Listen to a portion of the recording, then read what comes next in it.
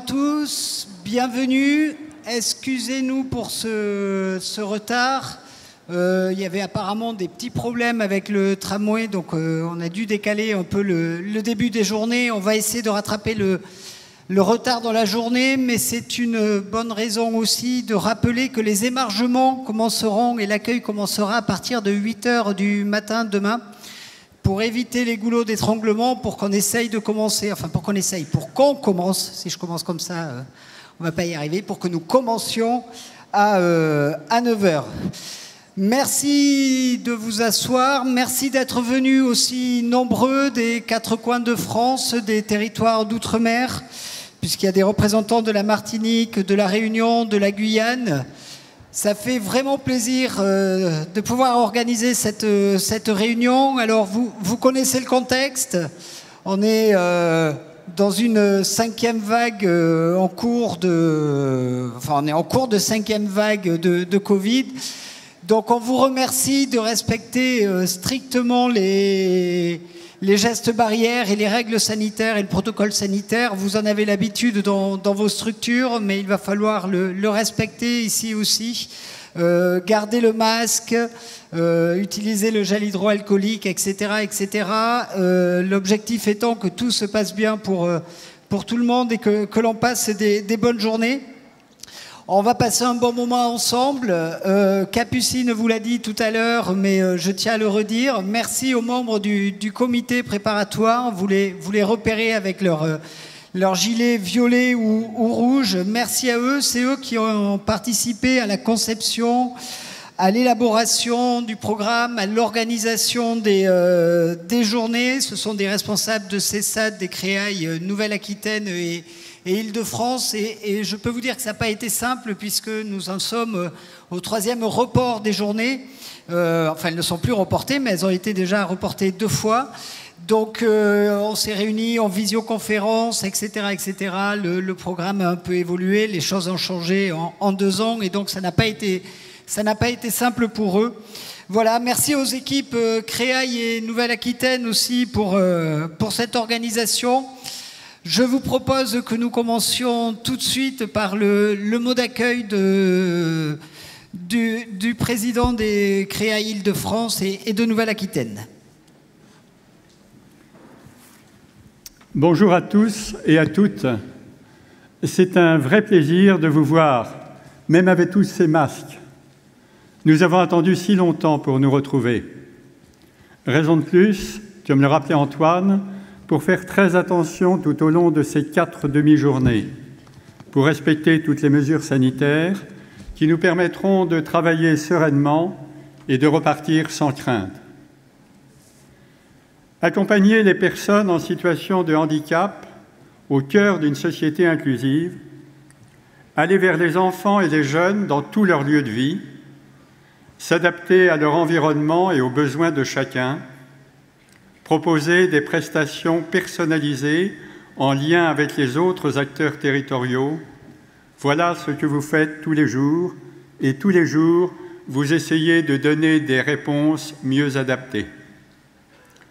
C'est pour cela que nous nous retrouvons ici, pour réfléchir sur cette société inclusive, car comme le dit Charles Gardou, reprenant le titre d'ailleurs, du merveilleux livre de Pierre Michon, il n'y a pas de vie minuscule.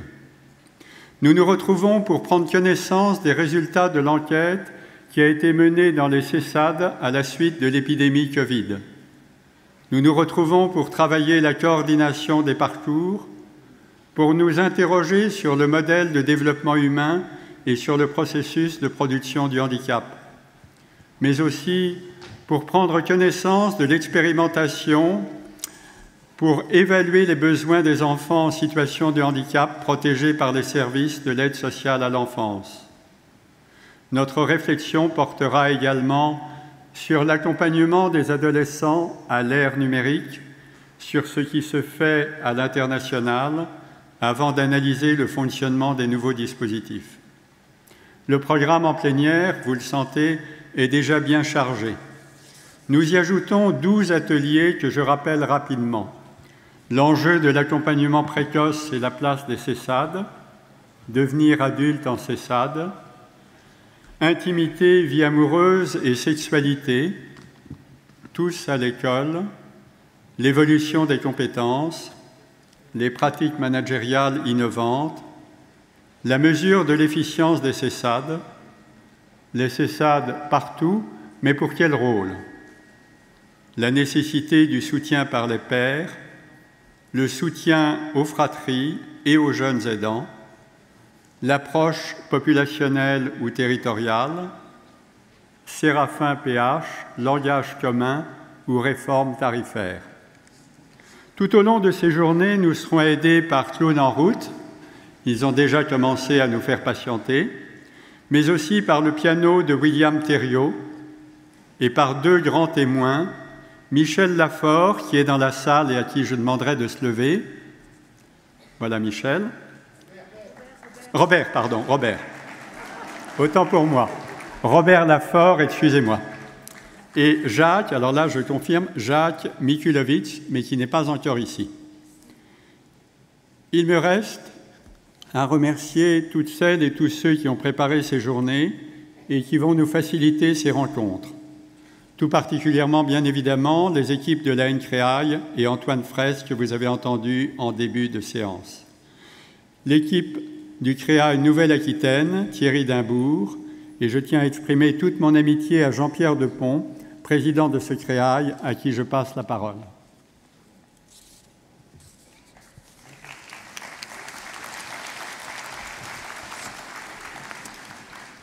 Merci, chers collègues, pour cette traduction de l'amitié et je me retourne vers notre salle pour vous remercier aussi de votre présence active dans la réflexion qui s'impose sur cette société inclusive que nous voulons tous avec force et qui mérite beaucoup de réflexion.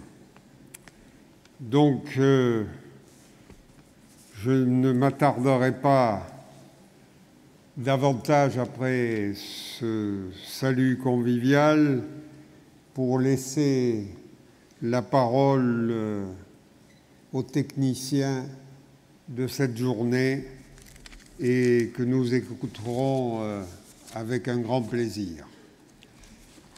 Merci. Merci, messieurs.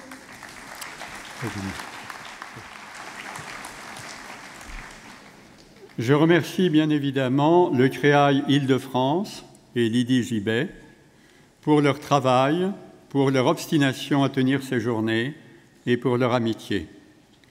Je vous souhaite une excellente rencontre et avec Jean-Pierre Depont, je déclare ouverte ces 14e journées nationales des CESAD.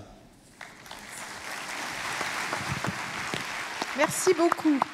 Alors, nous avons le plaisir d'accueillir Monsieur Pierre Urmic, maire de Bordeaux et vice-président de Bordeaux Métropole, qui nous accueille dans cette si belle ville.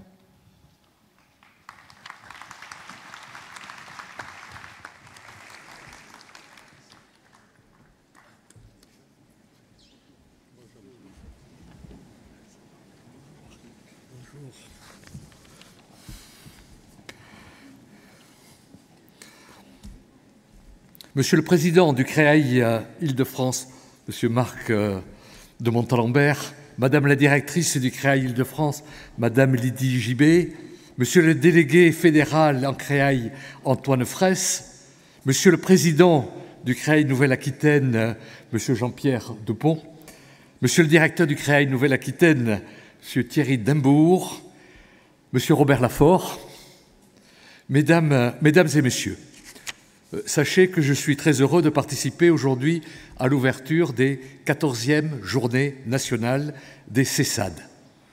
Les CESAD sont aujourd'hui des acteurs incontournables pour l'inclusion scolaire et sociale des enfants en situation de handicap.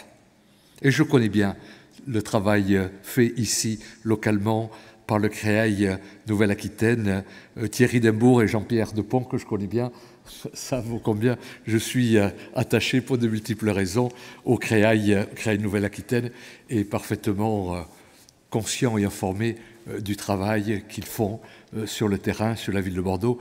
Et je tiens donc à cet instant de mes propos à les en remercier très chaleureusement. Par leur transversalité et leur spécialité, les CESAD contribuent à proposer aux enfants et aux jeunes des accompagnements individualisés.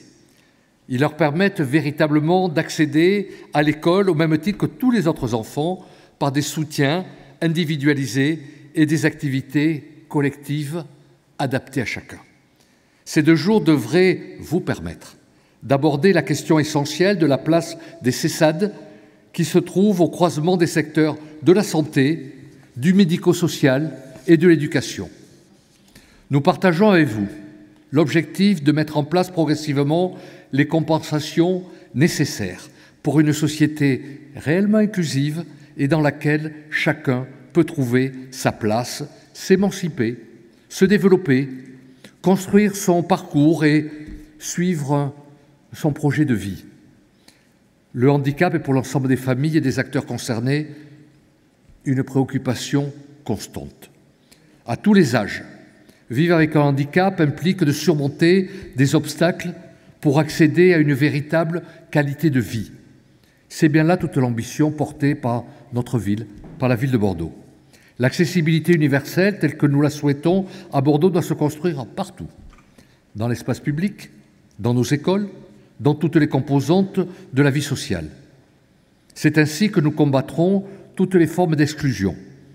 Je suis conscient que le handicap reste le premier motif de discrimination, comme en témoigne le dernier rapport de la défenseure des droits, Madame Hédon. À Bordeaux, nous nous efforçons de construire une ville inclusive, ouverte et accessible à tous, qui combat toute forme d'exclusion. Et à ce titre, je suis heureux de saluer aussi la présence parmi nous de notre adjoint, Olivier Escotte, qui assistera à une partie de vos travaux, qui est là au premier rang. Merci Olivier pour l'investissement qui est le tien pour cette noble cause de lutte contre l'exclusion. Cette volonté irrigue tous les services publics municipaux pour lesquels je souhaite une adaptation facile à lire et à comprendre de nos formulaires les plus utilisés. Au vu des compétences municipales, c'est aussi et surtout à l'école, en périscolaire et en centre de loisirs que nous œuvrons pour l'accueil des enfants, quel que soit le handicap auquel ils peuvent être confrontés. Le combat pour le handicap est un combat qui touche au cœur de l'exigence de solidarité et d'humanisme qui fonde notre projet de société. Rendre l'ensemble de la société plus accueillante, c'est avant tout changer le regard porté sur le handicap, sur toutes les différences. La société plus inclusive, c'est une société fraternelle qui considère les différences comme une partie d'elle-même et est attentive, bien sûr, aux plus vulnérables d'entre nous.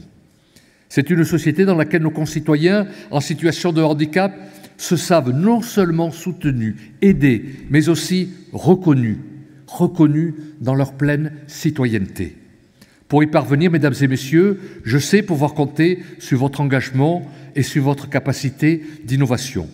Je vous souhaite donc, mesdames et messieurs, des travaux et des échanges les plus fructueux. Mais j'espère aussi que le sérieux de vos travaux vous permettra aussi de profiter, de visiter notre belle ville de Bordeaux. Pour ceux qui ne la connaissent pas, sachez en tout cas que vous y êtes les bienvenus et que j'espère que vous retiendrez aussi de ce congrès la visite de la ville de Bordeaux, de ses richesses patrimoniales et autres. Je vous souhaite en tout cas un excellent congrès et je vous remercie.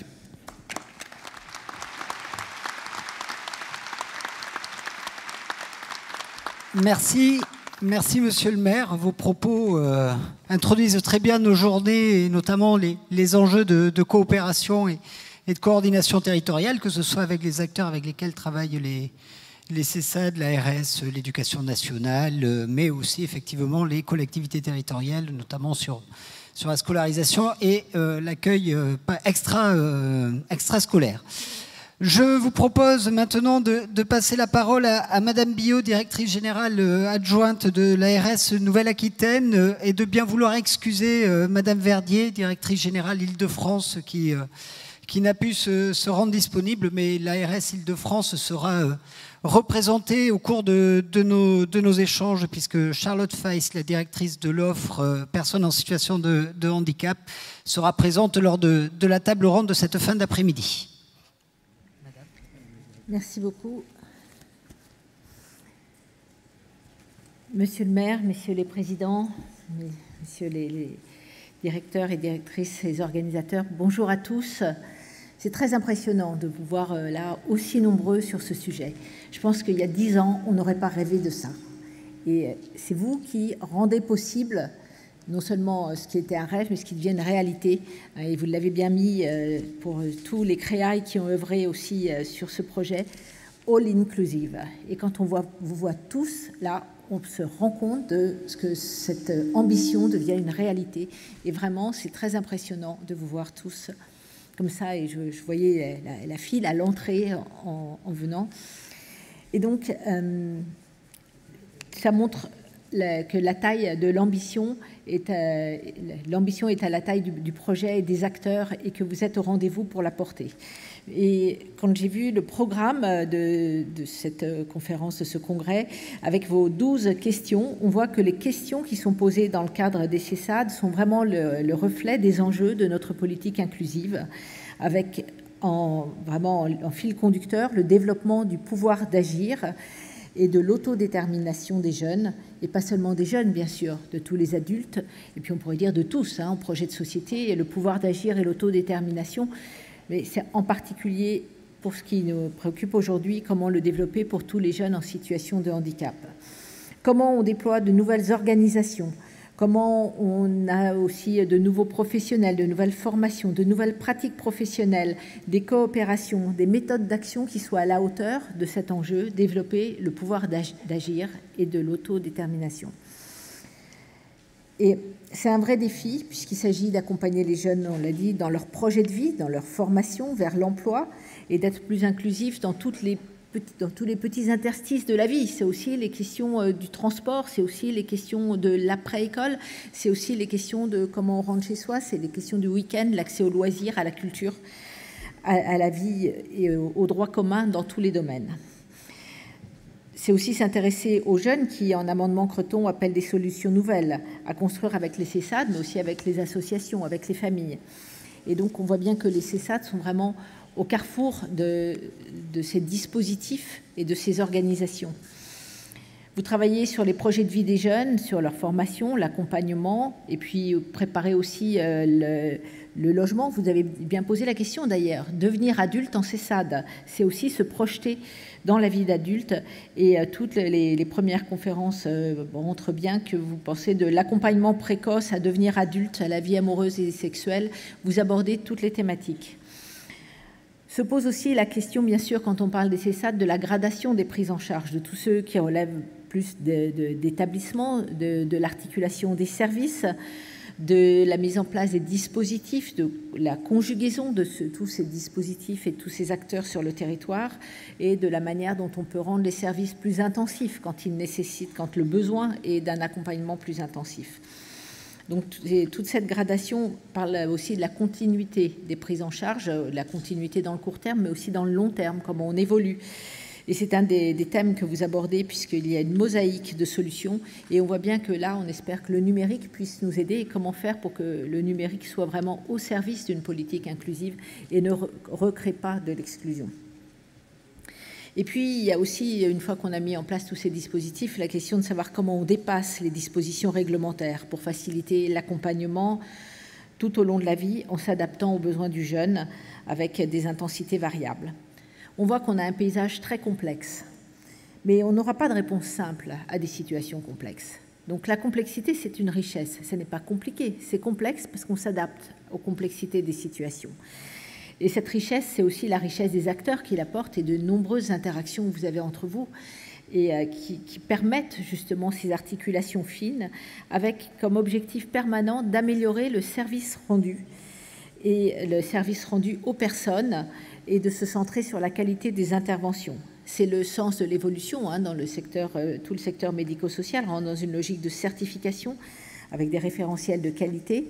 Et la qualité des interventions, c'est à la fois des sujets de formation aussi, de modalités de travail, d'accompagnement des changements de pratique. Et j'ai bien noté que dans les thèmes que vous abordez, le 5e thème, c'est de faire évoluer les compétences des CESAD pour répondre aux enjeux de l'inclusion. Ensuite, vous avez parlé de pratiques managériales innovantes. Et ensuite, de mesurer l'efficience des CESAD. On voit qu'il y a une ambition de qualité avec des vrais sujets qui sont abordés, qui peuvent se poser dans toutes les organisations et que vous vous posez alors même que vos structures, qui sont petites, qui sont mobiles, qui sont souples, vous êtes tout le temps sur le terrain, vous allez au fond de ces questions. Et rien que cela, ça montre déjà la démarche de qualité que vous entreprenez. Et puis, il y a tout le sujet de la coopération avec les familles. Et les derniers thèmes des conférences et des tables rondes montrent que vous vous intéressez aussi, bien sûr, au soutien par les pairs. Et d'ailleurs, l'ARS de Nouvelle-Aquitaine vient de signer une convention avec l'Université de Bordeaux pour des formations de médiateurs pairs en santé mentale. Mais on voit bien que le soutien par les pairs est un vrai enjeu dans tous ces sujets. On a aussi le soutien aux aidants, aux parents, mais aussi aux frères et sœurs que vous abordez, puisque la coopération avec les familles, elle est au cœur du projet d'autodétermination et de l'accompagnement du jeune dans son désir et de faire émerger déjà cette notion de projet de vie et de pouvoir l'accompagner dans la maturation de son projet et puis après dans la mise en œuvre, trouver des solutions qui évolueront tout au long de la vie, puisqu'on n'a pas un projet une fois pour toutes. Qu'on soit en situation de handicap ou pas, on doit pouvoir le faire évoluer. Et pour aller de plus en plus dans une société inclusive, c'est-à-dire l'accès aux droits communs, ce que défend beaucoup Sophie Cluzel, et qu'on voit que vous arrivez à porter avec vos actions. Et puis, dans les 2 dernières tables rondes, vous abordez aussi le sujet du cadre institutionnel, bien sûr, avec l'approche populationnelle ou territoriale. Poser la question de l'approche populationnelle, c'est poser aussi la question de la responsabilité populationnelle à tous les niveaux.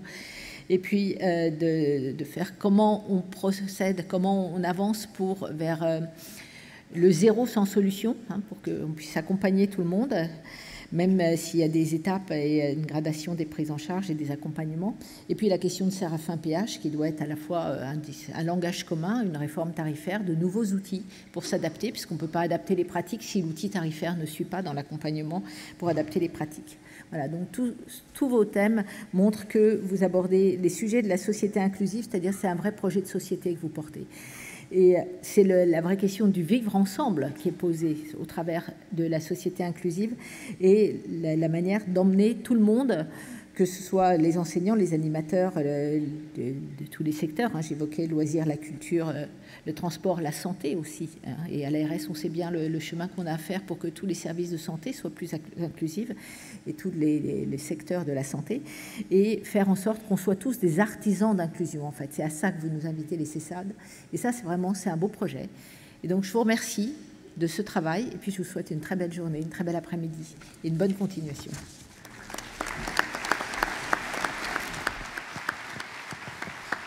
Merci.